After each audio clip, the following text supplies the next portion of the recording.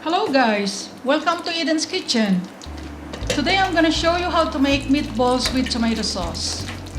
These are the ingredients you will need: half kilogram of minced beef, half cup of onion finely chopped, half teaspoon of ground black pepper, half a teaspoon of salt, 3 tablespoons of grated cheese, 3 tablespoons of breadcrumbs, 1 beaten egg, 2 tablespoons of chopped parsley. Now mix all the ingredients into the bowl by adding the onions, ground black pepper, salt, breadcrumbs, parsley, the beaten egg, and finally the grated cheese. Mix it thoroughly for about 5 seconds. Make sure all the ingredients are well combined.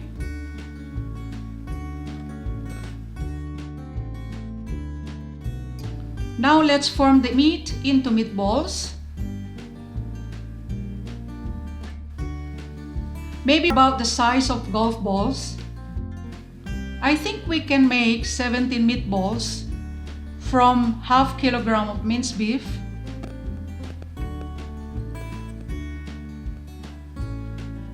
It's very easy to make this.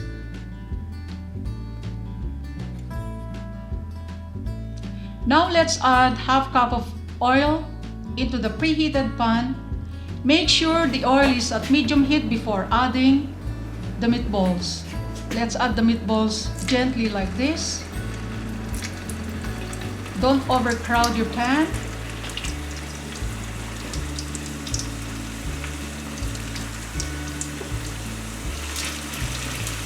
Let's fry the meatballs until they are browned on all sides and cook for about 10 to 15 minutes.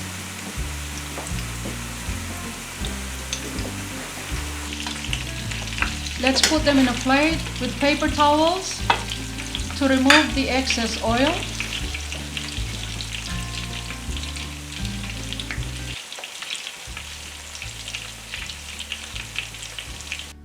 Now let's prepare the sauce. We need 1 chicken cube, half onion finely chopped, 2 cloves of garlic chopped, 3 bay leaf, 1 canned tomato, half cup of tomato sauce. Let's add 2 tablespoons of cooking oil into the preheated pan. Let's add the garlic.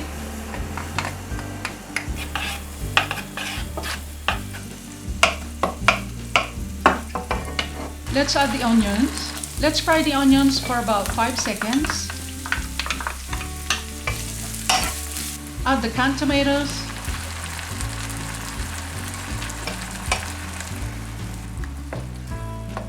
Add the tomato sauce.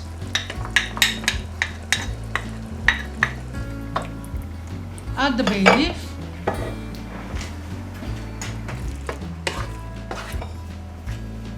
Let's crush the chicken cube. Now let's season it by adding the ground black pepper,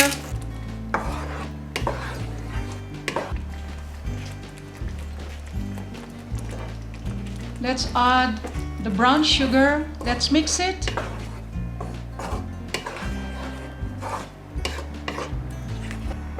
Cook the tomato sauce for approximately 30 minutes.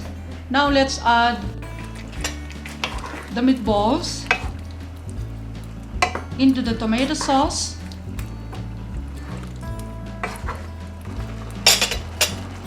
Let's cover it and simmer for 3 minutes.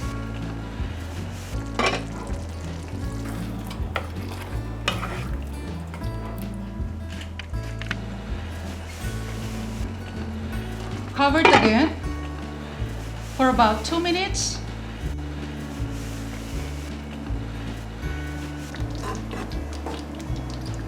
There you go guys, look at these beautiful, fantastic meatballs. You can have it with potato fries, steamed rice, and bread. Thank you so much for watching. Don't forget to subscribe and leave a comment. Until then, my friends, happy cooking!